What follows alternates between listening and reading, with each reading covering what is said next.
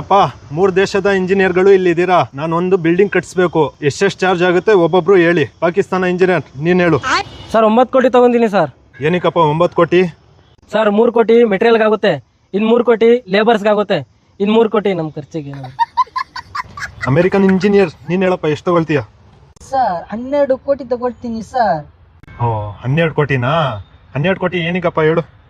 4 ಕೋಟಿ ಮೆಟೀರಿಯಲ್ ಕೊಡ್ತೀನಿ, 4 ಕೋಟಿ ಲೇಬರ್ ಖರ್ಚು ಸರ್, ಇನ್ 4 ಕೋಟಿ ಮಿಕ್ಕಿದ್ ನನಗ್ ಸರ್. ಓ ಹೌದಾ, ಓಕೆ ಓಕೆ. ಭಾರತ ಇಂಜಿನಿಯರ್ ನೀನ್ ಹೇಳಪ್ಪ, ಎಷ್ಟು ತಗೊಳ್ತೀಯ?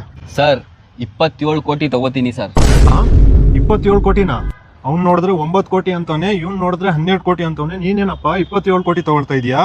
ಯಾಕಪ್ಪ 27 ಕೋಟಿ? ಏನ್ ಮಾಡ್ತೀಯಾ ಹೇಳು ಅದ್ರಲ್ಲಿ? ಸರ್ ಅದ್ರಲ್ಲಿ 9 ಕೋಟಿ ನಿಮಗೆ ಕೊಡ್ತೀನಿ, ಇನ್ನ 9 ಕೋಟಿ ನನ್ನ ಖರ್ಚಿಗೆ ಸರ್. ಹೌದಾ? ಮತ್ತೊಂಬತ್ತು ಕೋಟಿ? ಅವ್ನು ಪಾಕಿಸ್ತಾನದವನು 9 ಕೋಟಿಗೆ ಮಾಡ್ತೀನಿ ಅನ್ನಲ್ಲ, ಅವನಿಗೆ 9 ಕೋಟಿ ಕಾಂಟ್ರಾಕ್ಟ್ ಕೊಟ್ಬಿಡ್ತೀನಿ.